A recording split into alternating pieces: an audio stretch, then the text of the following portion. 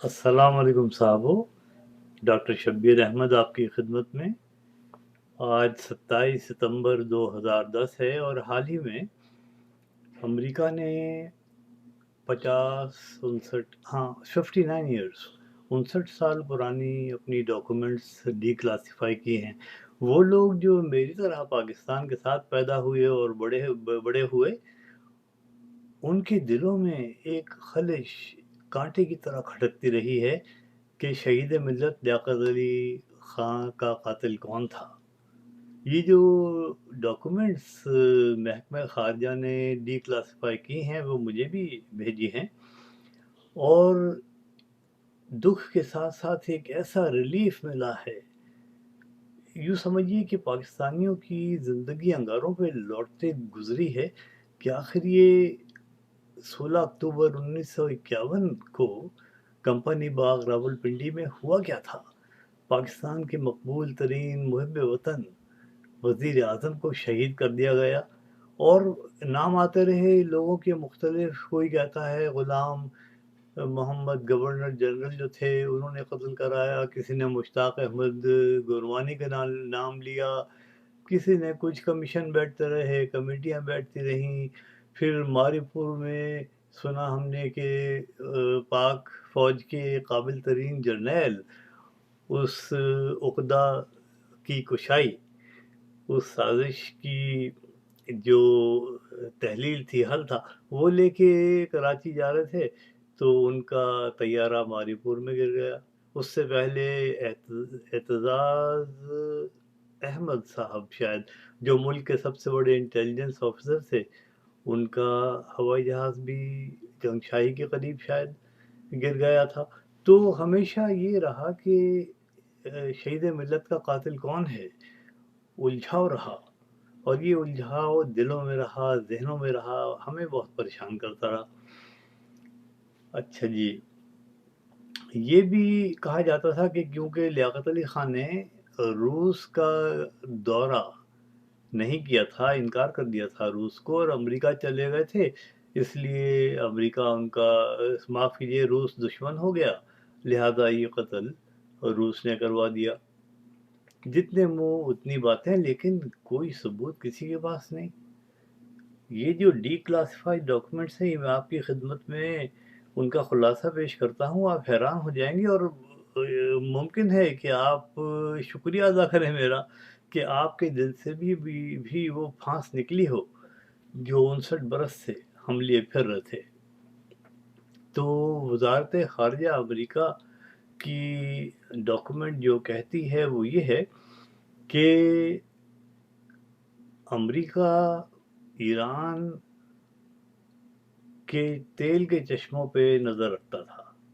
वो जानता था कि ईरान की और पाकिस्तान की दोस्ती बहुत ज़बरदस्त है, और उन दिनों यानी 1950-51 के दौर में अफ़गानिस्तान पाकिस्तान का दुश्मन था।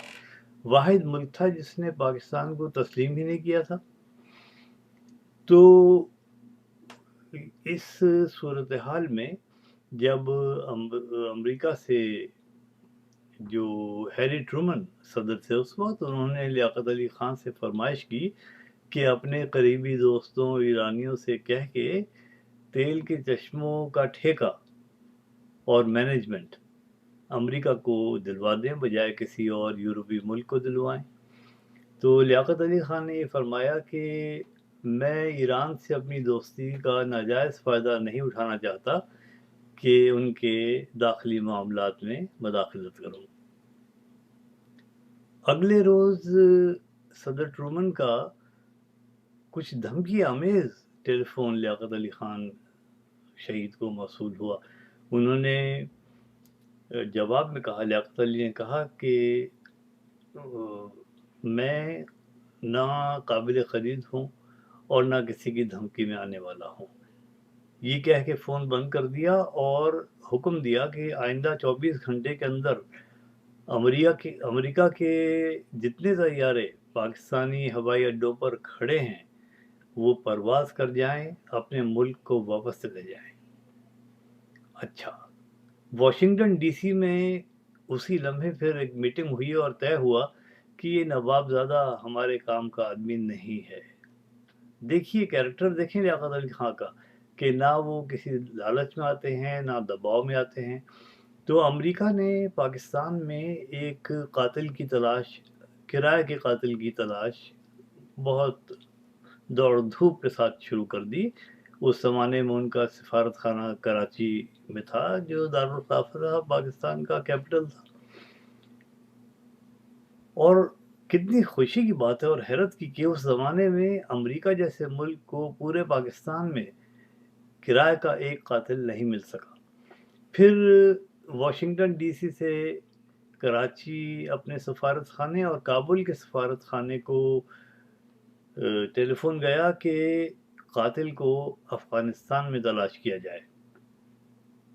افغانستان کی پاکستان سے دشمنی تھی ہی، تو امریکہ نے یہ لالچ دیا شاہ ظاہر شاہ کی حکومت کو کہ اگر تم قاتل تیار کر لو لیاقت علی خان کا، تو ہم صوبہ پختونستان جو ہے اسے آزاد کرا دیں گے۔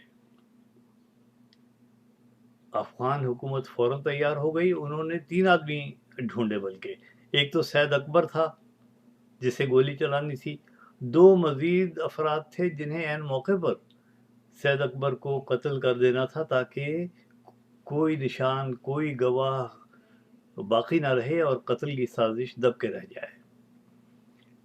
تو 16 اکتوبر سے ایک دن پہلے سید اکبر اور اس کے دونوں ساتھی، جن کو وہ اپنا محافظ سمجھتا تھا، وہ تینوں راولپنڈی آئے، ہوٹل میں ٹھہرے اور قبل از وقت کمپنی باغ میں اگلی صفوں میں جا کے بیٹھ گئے۔ لمبا سا کوٹ تھا سید اکبر کا، اس نے 2 نالی رائفل بڑے اطمینان سے چھپا رکھی تھی۔ اس زمانے میں نہ تو بلٹ پروف شیشے ہوتے تھے اور نہ وہ میٹل ڈیٹیکٹرز ہوتے تھے جلسہ گاہ میں آنے والوں کے۔ تو جیسے ہی لیاقت علی خان تشریف لائے جلسے میں اور اپنے خاص انداز میں کھڑے ہو کے انہوں نے کہا برادران ملت، تو سید اکبر نے اپنے کوٹ سے رائفل نکال کے 2 فائر کیے جو سیدھے بدقسمتی سے لیاقت علی خان کے سینے پر لگے اور آپ سٹیج پہ گرے۔ آپ کے آخری الفاظ یہ تھے، خدا پاکستان کی حفاظت کرے۔ آپ کو ہاسپٹل لے گئے، وہاں سے 2 کارٹریجز نکلے جن پر امریکہ کی مہر بھی تھی، اور جو گولیاں جو 2 سینے میں اتری تھی وہ بھی نکال لی گئی۔ وہ ایسی گولیاں تھیں جو صرف امریکی فوج کے اونچے درجے کے افسروں کو دی جاتی تھیں، کرنلز کو اور ان سے بڑے رینک کے لوگوں کو۔ لیکن ہماری تفتیشی ٹیموں نے یہی سمجھا کہ یہ باڑا یا لنڈی بوتل میں بنی ہوئی مصنوعی گولیاں اور کارٹریج ہیں، ان کو اہمیت دی نہیں۔ ادھر کیا ہوا کہ کمپنی باغ میں جس وقت یہ شوٹنگ ہوئی ہے، تو وہ دونوں جو محافظ بھیجے تھے سید اکبر کے افغانستان والوں نے، انہوں نے فوری طور سے سید اکبر کو قتل کیا، لیکن مشتعل ہجوم نے محافظوں کو بھی دونوں کو اور سید اکبر کو بھی پیروں تلے ایسا روندا کہ ہمیشہ کے لیے وہ سازش چھپ کر رہ گئی۔